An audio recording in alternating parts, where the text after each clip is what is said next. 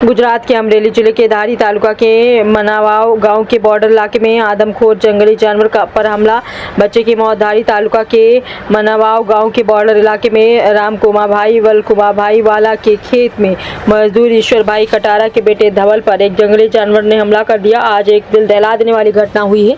एक आदमखोर जंगली जानवर ने अचानक एक मासूम बच्चे पर हमला कर दिया। पता चला कि जंगली जानवर के हमले में गंभीर रूप से घायल होने के बाद बच्चे की दर्दनाक मौत हो गई। इस घटना की जानकारी मिलने के बाद गांव में मातम और डर का माहौल बन गया है। घटना की जानकारी मिलते ही बड़ी संख्या में गांव वाले मौके पर पहुंच गए। वहीं वन विभाग और चलाला पुलिस को घटना की जानकारी दी गई और अधिकारी मौके पर पहुंचे और पूरे मामले की जांच शुरू कर दी गई है। यह भी पता चला है कि वन विभाग ने आदमखोर जंगली जानवर को पकड़ने के लिए तुरंत कार्रवाई शुरू कर दी है। इस घटना की वजह से मनावाव और आसपास के गाँव में डर का माहौल देखा जा रहा है। स्थानीय लोगों ने फॉरेस्ट डिपार्टमेंट से जल्द तेंदुओं को पकड़ने की मांग की है। अमरेली डिस्ट्रिक्ट रिपोर्टर राठौर महेंद्र भाई चलाला की रिपोर्ट। नाम गाम અને આજે જે ઘટના બની શું કહીશું?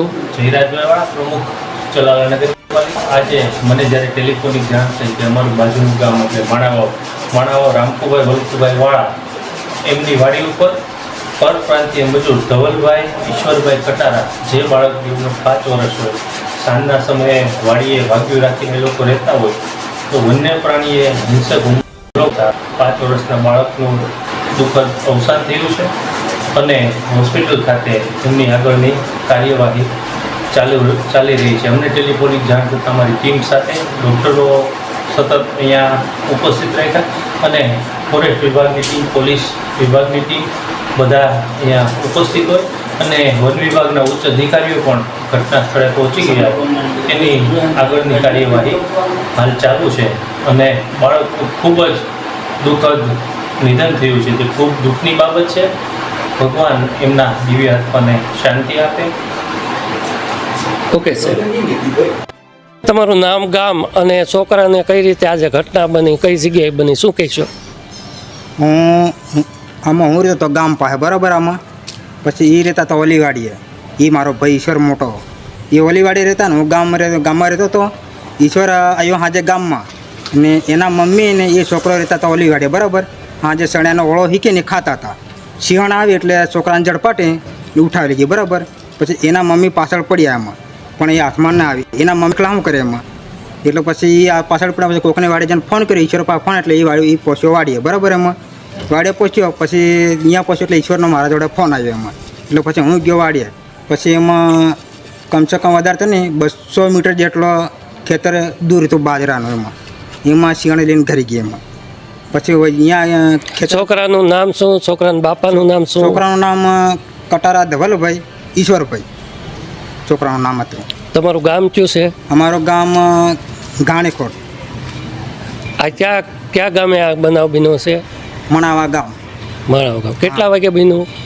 કેટલા વાગ્યા? લગભગ 7:30 કે 7:30-8ના ગાળામાં એટલામાં હે લગભગ। ઓકે, આજે ઘટના બની છે તમારા નજીકમાં જ માણાવર, તમારા મત વિસ્તારમાં, શું કહેશો?